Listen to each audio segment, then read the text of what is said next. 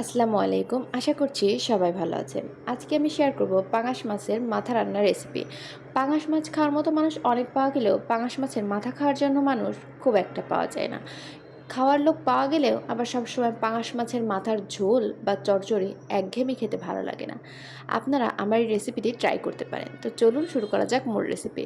প্রথমে একটি মশলা বানিয়ে নিব। একটি ব্লেন্ডার জারে দিয়ে দিব ৫-৬ টুকরা রসুন, সাথে ২টি কাঁচামরিচ, ৩টি এলাচ ও হাফ চামচ জিরা দিয়ে এটাকে ব্লেন্ড করে নিব। আপনারা চাইলে বেটেও নিতে পারেন। এবার একটি কড়াইতে দিয়ে দেব বেশ অনেকখানি পেঁয়াজ, সাথে হাফ চামচ আদা বাটা। আমি এখানে ডিপ ফ্রিজে রাখা আদা বাটা ব্যবহার করেছি। সাথে দিয়ে দিব ১ চামচ লবণ, হাফ চামচ হলুদের গুঁড়া, ১ চামচ মরিচের গুঁড়া দিয়ে এবার খুব ভালোভাবে মাখিয়ে নিব। খুব ভালোভাবে মাখানো হয়ে গেলে দিয়ে দিব সেই পেস্ট করে রাখা মশলাটা। মশলাটা দিয়ে আবারও ভালোভাবে মিশিয়ে নিব। এবার দিয়ে দিব তেল। তেল খুব বেশি দেওয়ার প্রয়োজন নেই, কারণ পাঙাশ মাছ থেকে এমনিতেই অনেকটা তেল বের হয়। ভালোভাবে মশলাটা মাখিয়ে না হয়ে গেলে দিয়ে দিব মাছ। আমি এখানে ২টি পাঙাশ মাছের মাথা ও ২ পিস মাছ, ১ পিস লেজ ব্যবহার করেছি। আপনারা চাইলে ১ টুকরা মাথা, ১ পিস মাছ, ১ পিস তেলের মাছ দিয়েও করতে পারেন। আপনাদের প্রয়োজন অনুসারে মাছ কম বেশি বাড়িয়ে নিতে পারেন। এবার এটাকে ভালোভাবে মাখিয়ে নিব। মাখিয়ে নিয়ে দিয়ে দিব সামান্য একটু পানি।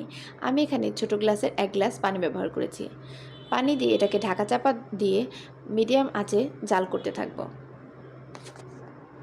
তরকারিটা ফুটে গেলে অবশ্যই বারবার নাড়াচাড়া করে দিতে হবে, কারণ যেহেতু এখানে তেল মশলা অনেকটাই ব্যবহার করা হয়েছে, তাই বারবার লেগে যেতে পারে।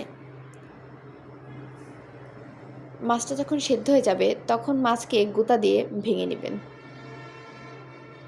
মাথাগুলো ভেঙে নিলে আরও বেশি ভালো লাগবে খেতে। আমি চামচের সাহায্যে সবগুলো মাছ ভেঙে নিয়েছি। ভেঙে নেওয়া হয়ে গেলে নাড়াচাড়া করে ঢাকা চাপা দিয়ে বারবার জাল করতে হবে এবং ভালোভাবে নাড়াচাড়া করতে হবে। ঝোল যখন একদমই শুকিয়ে যাবে তখন হাফ চামচ জিরা গুঁড়া ছড়িয়ে দিয়ে নাড়াচাড়া করতে হবে। এ পর্যায়ে কন্টিনিউয়াসলি নাড়াচাড়া করতে হবে আর চুলা মিডিয়ামে রাখতে হবে, না হলে কড়াইয়ের সাথে তরকারিটা লেগে যাবে। তরকারি থেকে যখন একদম তেল তেল ভেসে উঠবে তখন চুলা অফ করে দিয়ে এটা পরিবেশন করলেই রেডি হয়ে যাবে একটি সুস্বাদু পাঙাশ মাছের মাথা রান্নার রেসিপি। এই রেসিপিটা বাসায় একবার বানিয়ে দেখবেন, সবাই খুবই পছন্দ করবে। আপনাদের যদি ভিডিওটি ভালো লেগে থাকে তাহলে লাইক, কমেন্ট এবং শেয়ার করবেন এবং আমার চ্যানেলটিকে সাবস্ক্রাইব করবেন। আল্লাহ হাফেজ।